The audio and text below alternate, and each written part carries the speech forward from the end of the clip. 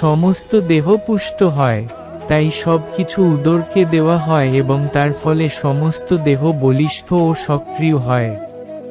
গাছের গোড়ায় জল দিলে যেমন সমস্ত গাছটিকে পুষ্ট করা হয়, উদরকে খাদ্য দিলে যেমন দেহ পুষ্ট হয়, ঠিক তেমনি পরম স্রষ্টা ও পরম ভোক্তা ভগবানের প্রীতিবিধানের জন্য সহযোগিতা করাই অধস্তন জীবেদের কর্তব্য। এভাবে সহযোগিতা করার ফলে আমরাই প্রকৃতপক্ষে উপকৃত হই, ঠিক যেমন উদরের খাদ্য গ্রহণের ফলে দেহের অন্যান্য অংশসমূহ উপকৃত হয়।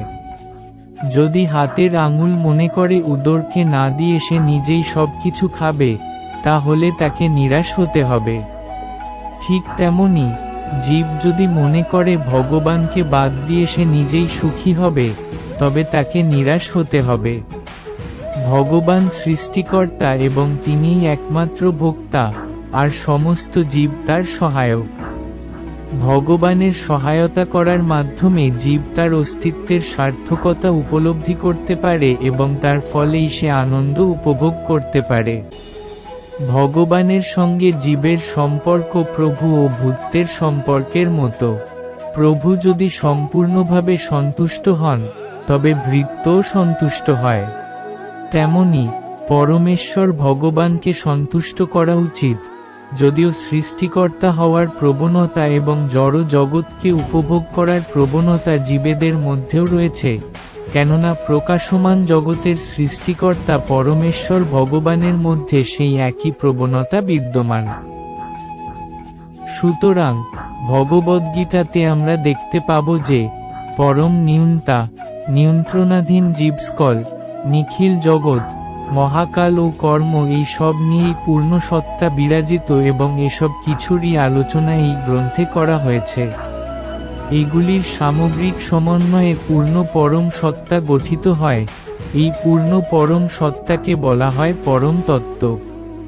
এই পূর্ণ সত্তা ও পূর্ণ পরম তত্ত্ব হচ্ছেন পূর্ণ পরমেশ্বর ভগবান শ্রীকৃষ্ণ। তারই বিভিন্ন শক্তির ফলে সমস্ত কিছুর অভিপ্রকাশ ঘটে থাকে। তিনি সম্যভাবে পূর্ণ। গীতাতে এই কথাও বলা হয়েছে যে নির্বিশেষ ব্রহ্ম ও পূর্ণ পরম পুরুষের অধীন ব্রহ্মণহি প্রতিষ্ঠাহাম। নির্বিশেষ ব্রহ্মের আরও বিশদ ব্যাখ্যা করে ব্রহ্মসূত্রে বলা হয়েছে যে নির্বিশেষ রুক্ষ ঠিক সূর্যরশ্মির মতো। নির্বিশেষ রুক্ষ পরমেশ্বর ভগবানের রশ্মিচ্ছটা। তাই নির্বিশেষ রুক্ষ পূর্ণ পরম তত্ত্বের অসম্পূর্ণ উপলব্ধি এবং একইভাবে পরমাত্মার ধারণাও অসম্পূর্ণ। শ্রীমদ্ভগবদ্গীতার ৫ম অধ্যায় দেখা যাবে যে নির্বিশেষ রুক্ষ ও আংশিক উপলব্ধি পরমাত্মা উভয়েরই ঊর্ধ্বে রয়েছেন পরমেশ্বর ভগবান পুরুষোত্তম। ভগবানকে বলা হয় সচ্চিদানন্দ বিগ্রহ। ব্রহ্মসংহিতার শুরু হয়েছে এইভাবে: ঈশ্বর পরম কৃষ্ণ সচ্চিদানন্দ বিগ্রহ, অনাদিরাদি গোবিন্দ সর্বকারণ কারণ, পরমেশ্বর শ্রীকৃষ্ণ।